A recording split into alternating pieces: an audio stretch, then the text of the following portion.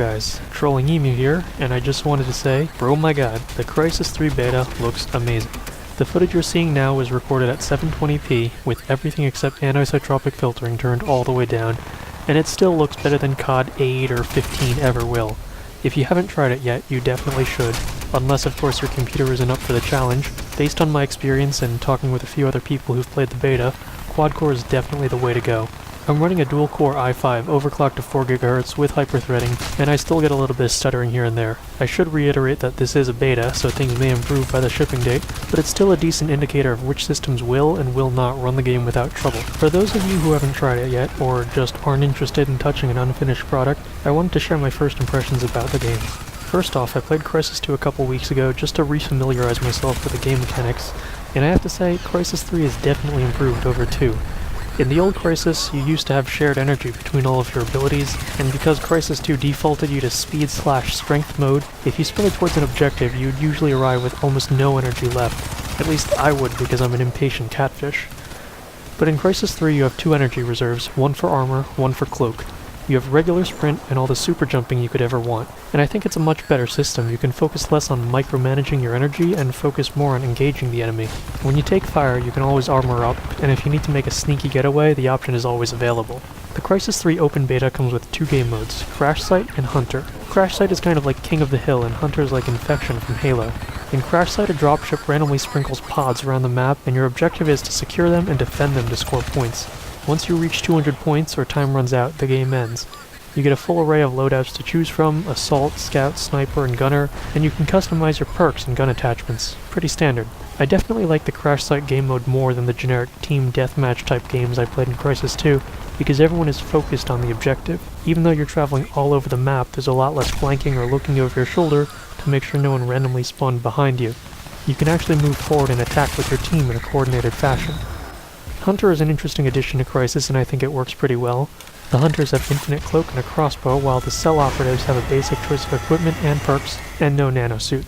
They have limited ammunition, so players either have to shoot conservatively or venture out for supply crates that are scattered around the map. If you get killed by a Hunter, you become a Hunter, and the goal as a Cell Operative is to survive for 2 minutes. Cell Forces do have energy grenades that disable cloak in a generous radius, which can be helpful if you know a Hunter is close. They also have proximity alarms, which have a very unique, anxiety-inducing noise. Overall, it's a very fun game mode, although it may be frustrating at times if you get sniped by a Hunter with no warning, or the initial 2-man Hunter team gets off to a slow start. If a Hunter hasn't claimed his first victim by the 30-second mark, there usually isn't enough time left on the clock for the Cell Hunter domino effect to run its course. The gunplay in this game takes some getting used to. You have great accuracy with your starter assault rifle, but horrendous recoil mechanics. The first 5 to 10 rounds are almost guaranteed to land on target, and you can compensate very easily from muzzle climb. But after that point, recoil becomes randomized and it's almost impossible to control the gun. The cutoff between laser of death mode and useless garbage is pretty sudden. The shotguns in this game have an odd feel to them. Beyond 8 meters or so, it usually takes more than 1 hit to kill someone, and if you have a slower firing starter shotgun, you will get dunked.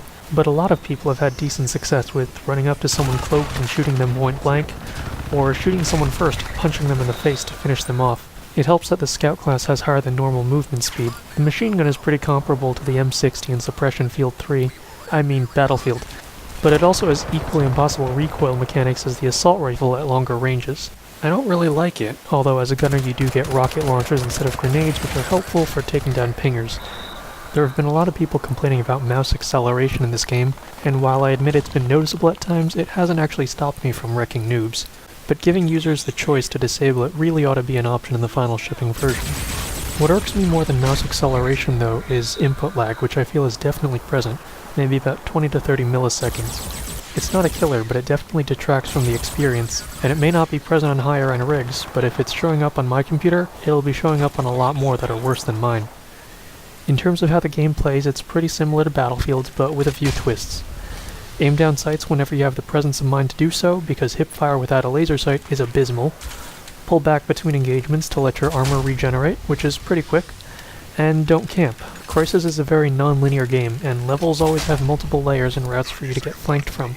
You will get obliterated. The movement mechanics are pretty smooth and the animations are well done, but I always feel like I'm being held back. I wish I could sprint faster without resorting to being the Scout class, which is pretty much the story of a game called Team Fortress 2. Overall, I'm pretty impressed with the beta, and I'll definitely be pre-ordering Crysis 3 from Amazon, of course, although I'm looking forward to the single player as much as, if not more than the multiplayer. I do recommend trying the beta, or trying to try the beta. It's an authentic Crysis experience that's been made even better. And that's it for my first game commentary / review / impressions video. If you think it wasn't terrible, then please consider giving it a thumbs up down below. I'll see you guys next time. This is Trolling Emu taking off.